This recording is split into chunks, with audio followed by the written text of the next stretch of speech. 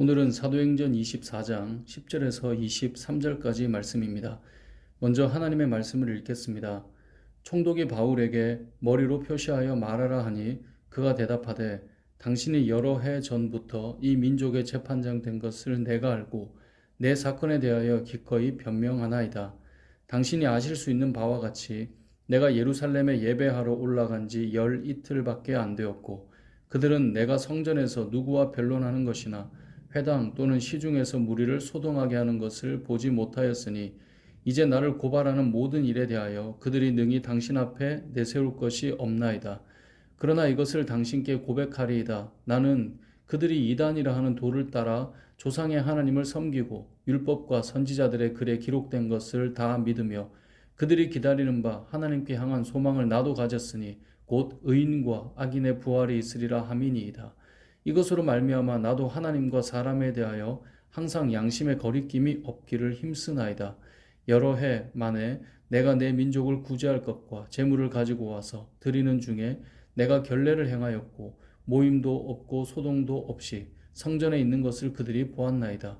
그러나 아시아로부터 온 어떤 유대인들이 있었으니 그들이 만일 나를 반대할 사건이 있으면 마땅히 당신 앞에 와서 고발하였을 것이요 그렇지 않으면 이 사람들이 내가 공회 앞에 섰을 때 무슨 옳지 않은 것을 보았는가 말하라 하소서. 오직 내가 그들 가운데 서서 외치기를 내가 죽은 자의 부활에 대하여 오늘 너희 앞에 신문을 받는다고 한 이 한 소리만 있을 따름이니이다 하니 벨릭스가 이 도에 관한 것을 더 자세히 아는 고로 연기하여 이르되 천부장 루시아가 내려오거든 너희 일을 처결하리라 하고 백부장에게 명하여 바울을 지키되 자유를 주고 그의 친구들이 그를 돌보아 주는 것을 금하지 말라 하니라. 아멘. 오늘 본문은 이 더둘로의 고발에 이은 바울의 변론입니다. 바울의 변론을 이제 오늘 말씀을 통해 알 수 있는데요. 이 바울의 변론을 보면 더둘로가 고발했던 내용에 대해서 일목요연하게 잘 변론하고 있음을 알 수 있어요. 자, 더둘로의 고발이 무엇이었습니까? 어제 본문에서 5절을 보면 우리가 보니 이 사람은 전염병 같은 자라 천하의 유대인을 다 소요하게 하는 자요라고 돼 있어요. 그러니까 지금 이 더둘로가 고발하는 것 중에 첫 번째는 천하에 흩어진 유대인들을 다 소유하게 하는 자다 이 말이에요.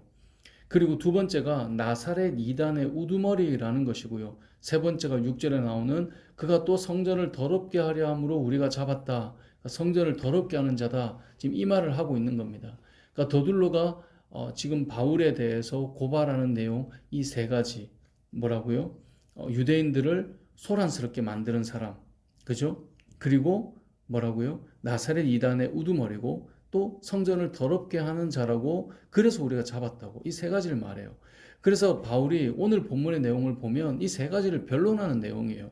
첫 번째는 저는 소동을 일으키지 않았습니다. 이거예요. 그래서 우리가 읽은 이 11절 말씀에 보면 내가 예루살렘에 예배하러 올라간 지 열 이틀밖에 안 됐고 내가 성전에서 누구와 변론하는 것이나 회당 또는 시중에서 무리를 소동하게 하는 것을 보지 못하였다라고 말하는 거예요. 그러면서 소동을 일으켰다 하는데 증거가 없습니다.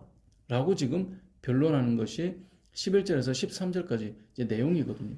두 번째는 무엇이었습니까? 나사렛 이단의 우두머리다라고 말하고 있습니다. 근데 그렇지 않다는 거예요. 그게 이제 14절부터 내용이거든요. 그들이 이단이라고 하는 도를 따라 사실 그들이 믿는 조상의 하나님을 나도 섬기고 율법과 선지자의 글에 기록된 모든 것을 나도 믿고 있다는 거예요. 그런데 어떻게 그들이 믿는 것과 같은 것을 믿고 있는데 이단의 우두머리라고 할 수 있느냐? 그게 말이 안 된다. 지금 그 말을 하고 있는 거예요.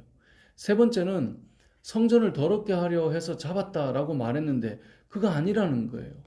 내가 내 백성을 구제하기 위한 비용과 함께 하나님께 드릴 재물을 가지고 성전에 와서 정결 예식을 드렸다. 그게 17절, 18절 내용이거든요. 내가 성전에서 정결 예식까지 치렀는데 무슨 말이냐? 정말 성전을 더럽혔다면 당연히 그 자리에 있던 사람들, 오늘 본문엔 18절에 보면 아시아로부터 온 유대인들이 그 자리에 같이 있었다는 거예요. 근데 내가 정말 성전을 더럽히고 이랬다면 그들이 왜 고발하지 않았겠냐?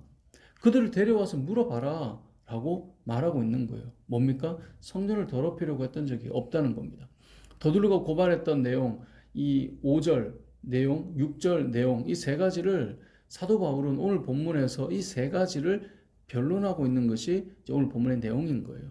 그래서 더둘러가 고발한 내용을 하나하나 변론한 바울은 내가 만약에 문제가 된다면 그건 이거 하나다라고 말했던 게 뭐냐면 예수 그리스도의 부활에 대한 외침, 그것이 문제가 된다면 문제가 되겠지만 다른 건 없다라고 말해요. 그게 이제 21절이거든요. 21절은 이렇게 말씀합니다. 오직 내가 그들 가운데 서서 외치기를 내가 죽은 자의 부활에 대하여 오늘 너희 앞에 신문을 받는다고 한 이 한 소리만 있을 따름이니이다. 그러니까 이 하나밖에 없다는 거예요. 예수 그리스도의 부활을 전한 것이 혹시 문제가 된다면 그게 문제가 되는 건데, 근데 이거는 유대교 내부의 문제이지 로마법으로 내가 이렇게 잡힐, 개입할 그런 일이 아니다라고 말하고 있는 거죠. 바울이 이렇게 고발에 대해서 담대하게 그리고 분명하게 변론할 수 있는 이유가 무엇일까요? 그것이 16절의 내용이라고 생각하는데요. 16절 말씀은 이렇게 말씀하고 있습니다. 이것으로 말미암아 나도 하나님과 사람에 대하여 항상 양심의 거리낌이 없기를 힘쓰나이다. 하나님과 사람에 대하여 양심의 거리낌이 없기를 힘썼던 사람, 항상 이 부분에 거리끼지 않도록 하기 위해 살았던 사람, 그게 바울이었거든요. 거리낌이 있다면 우리는 뭘 할까요? 거짓을 조금씩 섞어야 하고요. 때로는 과장을 하기도 하고 아니면 나에게 맞춰서 내 중심적으로 표현해서 말해야 할 것입니다. 그러다 보면 우리가 말에 변론의 모순이 생기기도 하고 말하는 우리가 담대함이 아니라 불안해지곤 하겠죠. 이게 내가 거리낌이 있다 보니까요. 그렇기 때문에 이 땅을 살아가는 우리들의 삶 속에 우리가 때로는 변론해야 될 때가 있고 때로는 하나하나 요목조목 설명해 줘야 될 때가 있는데, 그러기 위해서 우리에게 필요한 것은 하나님과 사람 앞에 거리낌 없는, 양심에 거리낌 없는 삶을 살아가는 것, 그것이 너무나 중요합니다. 우리가 복음을 담대하게 전하기 위해서도 양심에 거리낌 없는 삶을 살아야 합니다. 오늘날 기독교가 비난을 받는 것은 복음의 능력이 약해서가 아닙니다. 이전과 다른 복음을 우리가 전해서도 아닙니다. 복음을 전하는 우리들의 삶에 거리낄 것이 너무나 많아서 그렇습니다. 믿는 자들의 삶에 담대하게 내가 문제가 된다면 이 복음 때문에 그런 거지 다른 건 아니야 라고 말하는 삶이 되어야 되는데, 사실 우리의 삶을 보면 다른 것들이 너무나 많이 거리낄 것이 생기더라는 거죠. 사랑하는 성도 여러분, 주님을 위해 살면 반드시 핍박과 어려움이 우리에게 찾아오게 됩니다. 때로는 생각하지 못했던 그런 어려움도 찾아옵니다. 근데 그때 바울처럼 하나하나 우리가 변론해야 될 때가 오겠죠.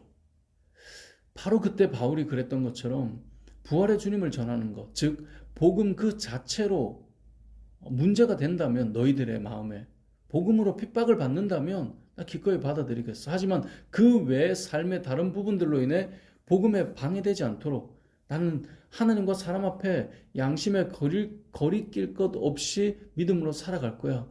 우리는 적어도 오늘 본문을 통해 그런 마음의 결단과 다짐이 있어야 할 것입니다.